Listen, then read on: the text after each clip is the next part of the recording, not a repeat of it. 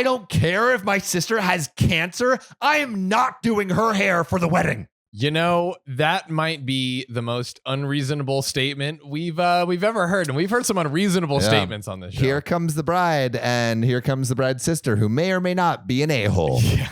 My sister is getting married in a couple of months. She just finished cancer treatments recently, and her hair has been badly affected by this. She's very self-conscious of it, so she wanted me to be her hairstylist on wedding day instead of going to the salon. She approached me about it a month ago, and I said no. Why?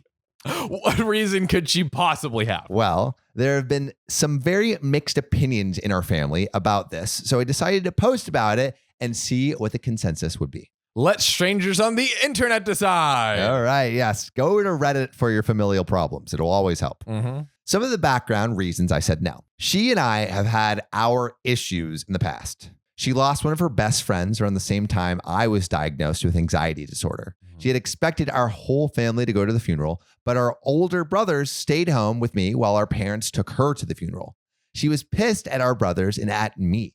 She said her friend had been the best person and we should all have been there for her.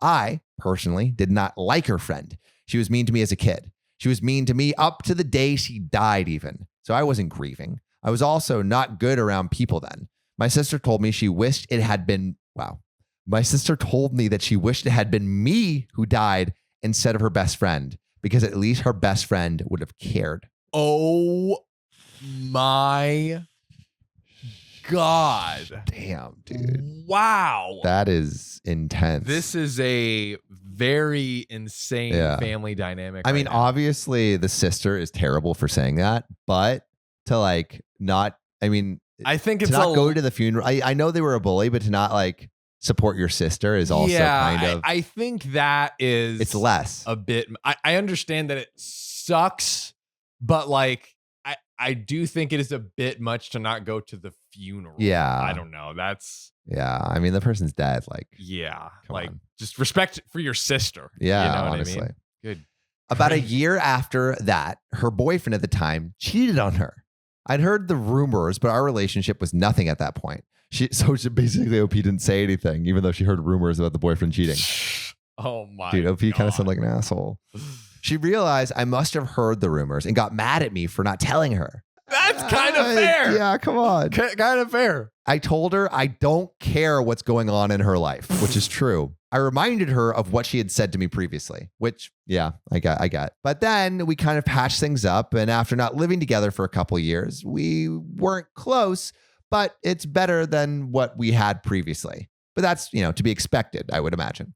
Anything's better than what's going on right now. That relationship sounded terrible. When our oldest brother got married, our sister-in-law asked us both to be bridesmaids and asked if I could do her hair because I'm a hairstylist and I'm damn good at that. Oh, she got really jealous of the fact our sister-in-law spent more time with me and that I was more involved than she was. She ended up mocking me for being so quiet and saying I must be a terrible hairstylist because everyone knows you go to chat to the stylist as much as you go to get your hair done. And I can hardly hold a conversation. What a weird thing to like dig on. Yeah, like, it's kind of you rude. don't talk when you do people's hair. Ugh. Okay, well, just to be fair, the reason I love my new barber, he has the talk down, and he has the actual like doing the hair down, the cuts. Because I mean, it's hard to talk and do something at the same time, and he's so good at it. That's why I love my barber. Yeah, my barber's like a sign of an amazing barber or hairstylist is being able to do the talk. So like, obviously, don't say this because it's mean. Yeah, but she got a point. Like she got a point. The best barbers are good talkers. Also, what I love is Sam. This is maybe like the third time that Sam has mentioned this barber. Like, I love Tells Barbershop. I love how passionate you are. Yeah, he's so good. Andrew Tells Barbershop. He's freaking awesome. Here we go. We work out a sponsorship with him where we get our haircut as we're reading stories. Oh yeah, actually no, that's better. That's better. I would actually still pay him. You were like for free. I know. I tip him heavy, dude. Yeah. I'm like no. I wouldn't say I'm a big tipper. Right. I tip heavy on the haircut. Okay. Yeah, all right. There we go. I'll as I become more wealthy, I'll be a better. I like tipper, it. I like promise. Anyway, she says that, and our brother was so furious with her that he almost kicked her out of the wedding party. It was then that I sort of detached from her entirely. So while I understand my sister is vulnerable after having cancer and going through treatment, and I realize that she's self-conscious and really needing to find someone she feels comfortable with, I do not want to do her hair. I don't want to spend that time with her, and I know what she thinks of me. She might find me the best option because we're related, but she's treated me badly for things I cannot control and has hurt me in some really big ways. My parents are pushing me to do it, and we're horrified I said no, while our brothers are on my side. So, am I the a-hole? Wow. I mean, this is a tough one. I say she's not the a-hole. Yeah. For this specific instance because of what her sister said. Yeah. And that was when her sister said like, oh, I'd rather you died instead of my friend. Or well, I honestly, like, independent from that, like, I'm like forgetting everything in the past. Yeah. Just for saying like you're a bad hairstylist. Like, no, I'm not gonna cut your hair, dude. Sam is so in touch with the hairstyle. They're like, how dare you? Yeah. How dare you dishonor my craft? How dare? Yeah. Honestly, I think just for that, like, not the a-hole. OP did do some a-hole-ish moves, I think, before. Both of them have been a-holes. Yeah, both for sure. They've been kind of throughout their relationship. Terrible. I mean, toxic relationship over this here. This is beyond like a hairstyling. Like, they need to sit down and some just family like therapy, hash some stuff out, because that, like, good God, like, I also wonder, like, we picked up, at the funeral, but what was the relationship like before that? I mean, it had to have been bad to the point where, like, she would say something like that. Yeah. I mean, I could see her being very upset at, like, why didn't you come and support me at the funeral? But to say, I wish you were the one that was dead. Yeah. That is insane. Terrible. Wow. Bad relationship. OP, you are not the a-hole, but also kind of the a-hole. We'll let the people decide. Karen thinks her son deserves my phone and tries to steal it from me. What is with all these Reddit people thinking they deserve other people's belongings, bro? I want it, so why can't it be mine? It's mine. Sharing is caring. Give me your shit. This one is a short story. So this last week, May 23rd to be exact, I was at the thrift store picking out some clothes. Dude, thrifting is lit. Dude, you got to be looking fresh out here. I got these shoes. Thrifting. Hey, there we go. Also, dude, I got new shoelaces for these. Whole new shoe if we get new shoelaces. It changes the whole game. new shoe. Especially a white shoe. Especially a white shoe. I was in the pants aisle when I hear a very abrupt and obviously agitated, I love your Karen. I turn around to see the typical Karen, entitled parent. The Karen Classic coming to an NFT near you.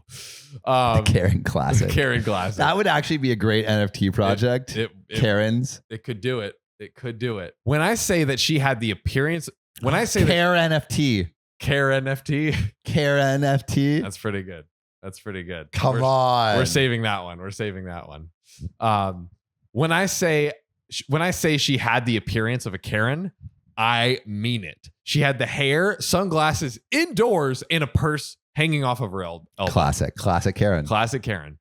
When I turned around, she looked at me, not saying a word.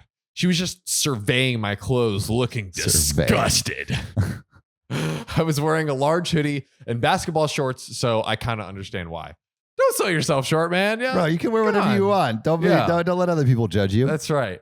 I was about to ask, can I help you? When out of nowhere, the little kid, no more than 8 or 9 years old, runs up to ask Karen, can I play games on the phone? And he points to me. I had the phone out in my hand because I was texting texting a friend before all of this. Karen replies to the entitled kid, ask them, not me. Entitled kid comes up. How is that your answer? To ask a random person for their phone so your kid can play a game? Honestly, at least you didn't just yank it out of his hand right there. I mean, we've known worse Karens. We've seen worse. Entitled kid comes up to me and asks again, can I play games on your phone? I say, no, sorry, it's my phone. Why don't you ask your mom to play on her phone? And I put emphasis on the word her. Karen looked shocked, like a deer in headlights, with her mouth gaping wide open. She's ready to attack. She's ready to rumble. Entitled kid, Mommy, can I play on your phone? Karen is still shocked, staring straight into my soul. Then, out of nowhere, Karen tries to nab my phone right out of my hand. See, we spoke too soon. She did try to nab. Yes, I had a firm grip on it, and we had a tug of war over my phone. Why does this person think it's okay? Karen, give me the phone. My son wants to play. This woman was nuts. And then the kid tries to intervene and says, Mom, I don't want to play anymore. Stop it. Karen finally gives up and scolds me for being selfish and a jerk for not letting her. It's his phone. Even the kid doesn't want it anymore, bro. Even the kid is like, Mom, bro, cut it out. Oh my God. She's mad for not letting her son play on my phone. Karen is furious and red-faced, and an employee comes up and asks if everything is okay. I say everything is fine, and then the employee leaves. Karen eventually leaves, holding entitled kid firmly by the hand and grumbling and mumbling some random garbage. Dude, these Karens feel like they're entitled to literally everything in the world. Truly. Also, there's a quick update, which is crazy, hilarious. I didn't call the police because I was 99% sure that entitled kid didn't have a dad, and I didn't want to have him and myself go through all the trouble. My phone wasn't damaged, and I still have it, so there's nothing to worry about. Except just like the inconvenience that these Karens cause, and also the fact that she'll probably strike again. Dude, the audacity. The audacity.